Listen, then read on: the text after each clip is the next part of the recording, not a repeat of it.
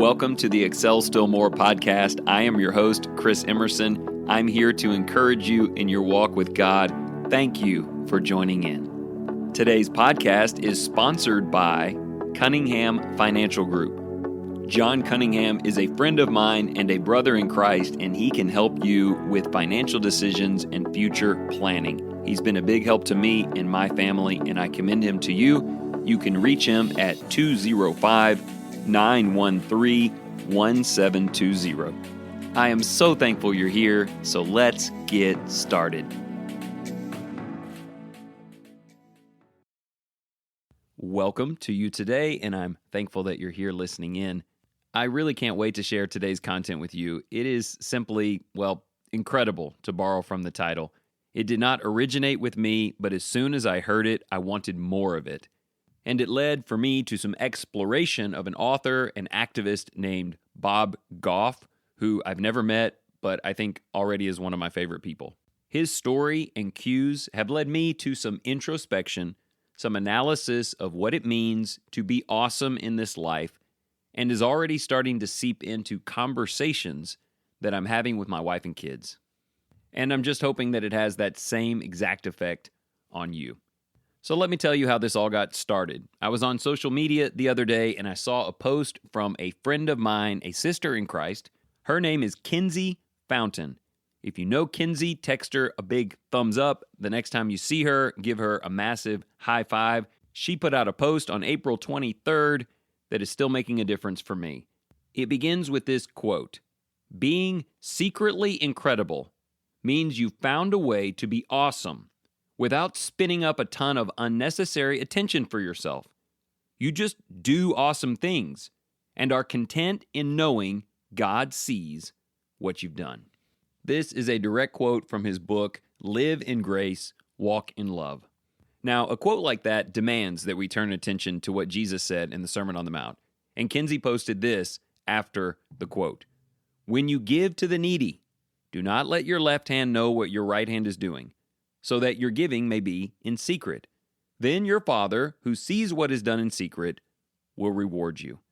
And then under that, she put 3 words. The title of today's episode, followed by a big red heart: Be secretly incredible. I don't know how that phrase hits you, but it hit me hard. We are in a visual world, a social media world, a voyeuristic tune in and see what everyone else is doing type of society. And with that comes temptations, even for the best of us, to show people what we're doing. This internal validation that comes, not just from the act itself, but from the adoration and accolades that come out of it. This idea of being validated, of being seen as awesome, as beautiful, as incredibly blessed, becomes an addiction and can be the underlying motive for the things that we're doing. That's exactly what Jesus was talking about.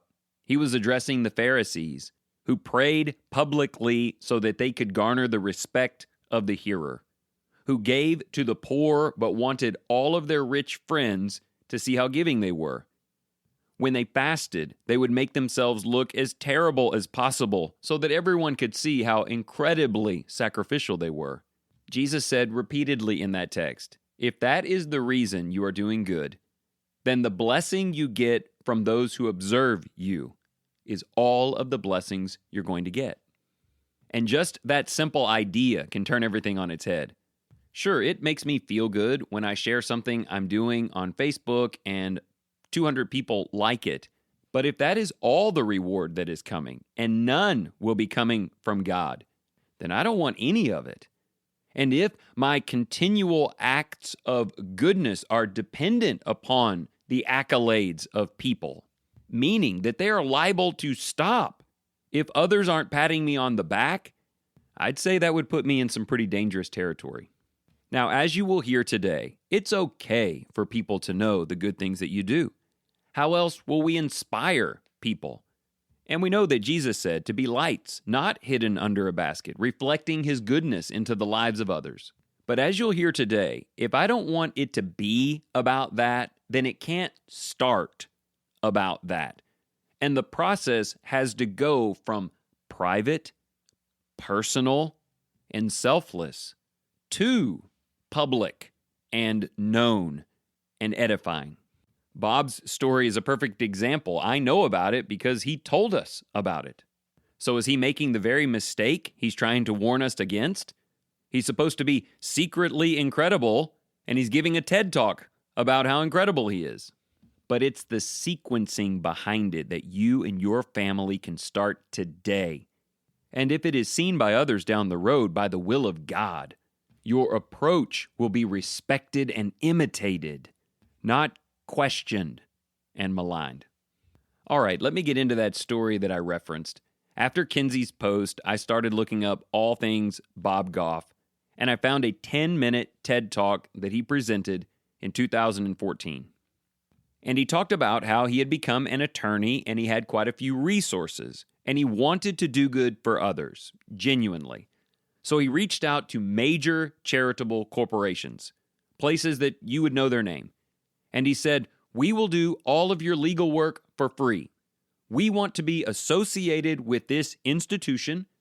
We want to be a part of this grand and well-known movement, and we want to do it for free." And over again, they told him, "No, thank you." One of the places, he was like, "You're spending $800,000 a year on legal fees. I'll do it for nothing." And they said, "Nope, we're good." And this got him to question himself. Why do I need to be a part of a major institution? Is it important to me that I tie myself to them, that I am recognized because of that association? Maybe I just need to be secretly incredible. Maybe I need to think smaller and more personal, and to make a difference on a scale that starts small, but it's also doable and intimate, and all of my family can be involved. As he was going through that part of his open, it made me think about Christians sometimes and the way we are with local churches.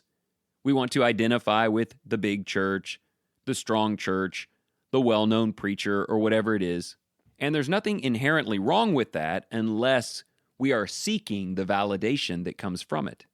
And to people who attend at those churches or churches that no one's ever heard of, you still have the same job to do. Be secretly incredible. Start small and personal and intimate and individual. Find some things that you and your family can do. You don't need to be validated by anyone, not by an observer who pats you on the back or an association who thanks you for your involvement. So shortly after that, Bob started his own nonprofit and it began to develop. Fast forward a little bit to September 11th of 2001. We all know what happened that day, the terrorist attacks upon America. And he sat down with his 3 children at the kitchen table to talk about it. He says they hadn't heard about it because they didn't have a television. So just another one of those dads out there who's much better at their job than I am. But he sat down with his 3 children, ages 7, 9, and 11. He gave them each a piece of paper and a pen. And he said, if you could have 5 minutes with any world leader following this great disaster, what would you ask them? The 7-year-old wrote down, "Dad, I would ask them for a sleepover." And Bob said, "That's a good start." The 9-year-old said, "I would ask them, what do they hope in?" Which is a tremendously insightful question by a 9-year-old. The 11-year-old said, "I don't know that they would come for a sleepover, but I would ask, if not, if we could go and visit them, bring a camera, interview them, and ask them what they put their hope in." So Bob told them this: put all of that together in one well-written letter, and I will go and find the addresses of the world leaders all over the globe, and we'll send your letter. And so that's exactly what they did. A few weeks later, they started getting mail back to their P.O. box, by the way. Bob said, "I was not giving my physical address to some of these world leaders." And people like Tony Blair, the Prime Minister at the time of the United Kingdom, said, "Thanks, but no thanks." But then, the next week, they got a letter from the ruler of Bulgaria, who said, "Come on over." And then another one from the Prime Minister of Switzerland, inviting them to Bern. All totaled, 29 world leaders invited them to come to their palace or castle or home. So Bob pulled his kids out of school, and they took off. They had amazing experiences. They learned a lot. They shared a lot of joy and faith and were just awesome. One of those trips led them to Uganda, a country in Eastern Africa. And they became friends with the officials there, and then they learned about something. That there were 80 young men in jail under accusation without any legal representation. Apparently, in that country, a family could make any sort of accusation, and they would put these kids in jail for years. So he thought, maybe I can help. And he asked one of the officials if he could try those cases. He ended up trying 250 total cases, but 80 of them were minors. 79 of those boys were set free to go home because of the work that Bob chose to do. During those trials, he found a boy who was missing parts of his body. And he found out that there is witchcraft and witch doctors in Uganda who regularly take body parts from children for their offerings. Though it was incredibly dangerous to oppose that in that country, he worked with that brave little boy to find the man who did that to him. And before they left that country, they had put that man away for 50 years. Now, there are a lot more details to those stories, and you're welcome to look them up. But in that short telling, do you see awesome in every part of it? They helped people who needed it. They didn't do it through great fanfare. They didn't have to attach themselves to some huge organization. They didn't care if anyone knew about it or even what risk it would bring to themselves. They were doing it for the very purpose of doing it and because it was right. He said this during his TED Talk, and I really like it. He said, you don't wear a jacket that says, I'm awesome. Instead, you wear an undershirt that says, be awesome. And that's what they did, and he's continued to do it. But think about how many wonderful things started at a kitchen table with a man and his 3 kids talking about something that they could do to make the world a better place. So I want to end by sharing with you 4 little things that I derived from this study that is really beginning to reshape my life and family. But first, a couple of final thoughts about Bob. I'm okay with him sharing that story. If he put it on social media, wouldn't bother me at all. Because he has proven by the time he invested, the sacrifices he has made, and the way it all came together, that this is not about him, not adoration, not accolade, just the act itself. I want to begin processes of charity and encouragement that start exactly that way. And also, in case I didn't say it before, he's not against major charitable corporations, no more than I'm against great churches doing amazing work or you putting a check in the plate on Sunday. But being secretly awesome is more than just attaching yourself to some great institution, and it's even more than laying low and putting a check in the plate and considering yourself humble. It is personal, emotional, and incredible. Let me give you 4 quick steps that I guarantee will get you there, and maybe you can talk them through with your family. Number 1, identify passion. I love how they sat down to do that first. What do we want to do? If we had a chance to speak to someone, what would we want to say? You couple that with Bob's passion for law and litigating, and the whole story begins to come together. What are some good works in Christ and in life that you have a passion for that you don't need anyone else to applaud you to do? You just love it. It's something or someone that you think about often. Maybe you have gifts already in your life that God has placed there to make this easier or more natural for you. I think a lot of times we seek validation because it helps us continue to do things we don't want to do.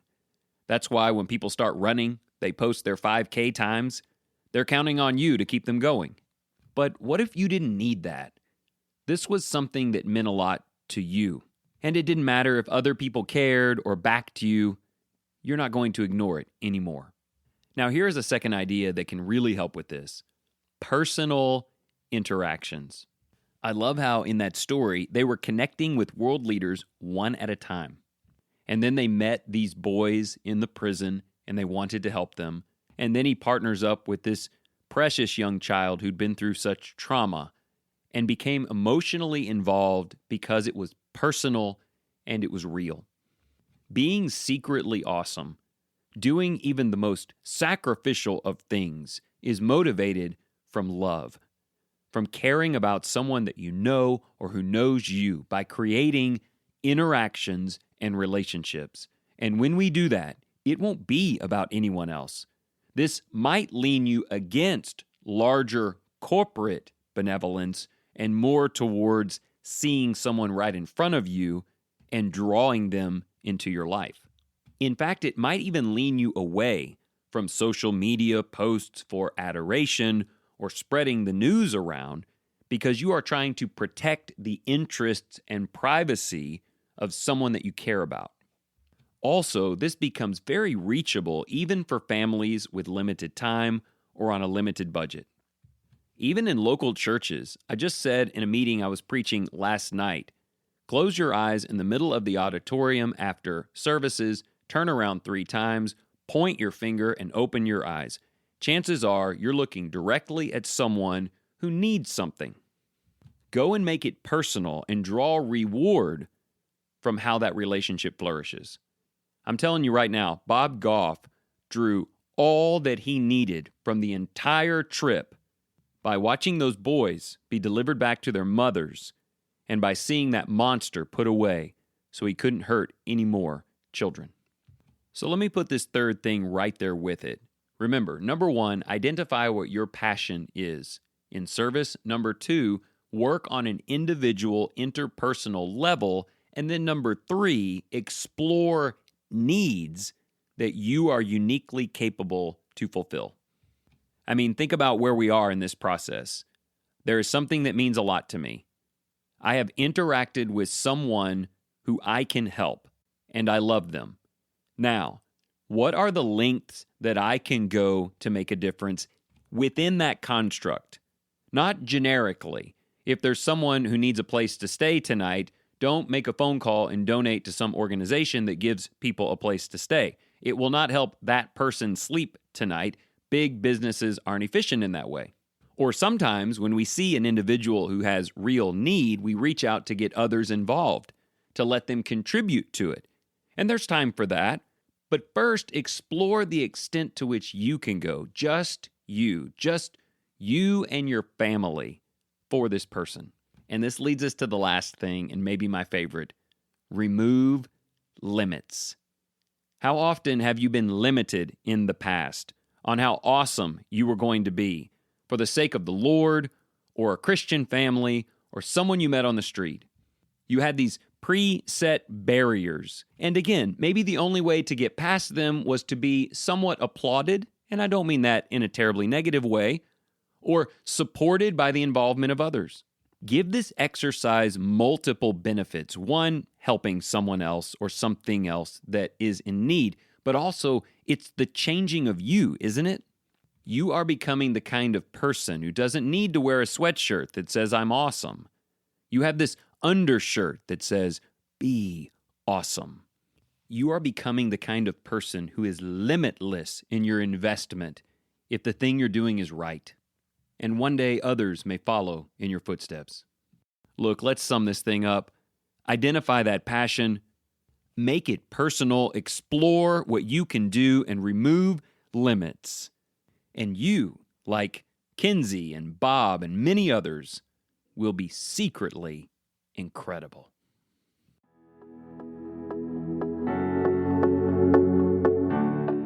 Thank you so much for joining in today. If you enjoyed this program, consider sharing it with your family and your friends.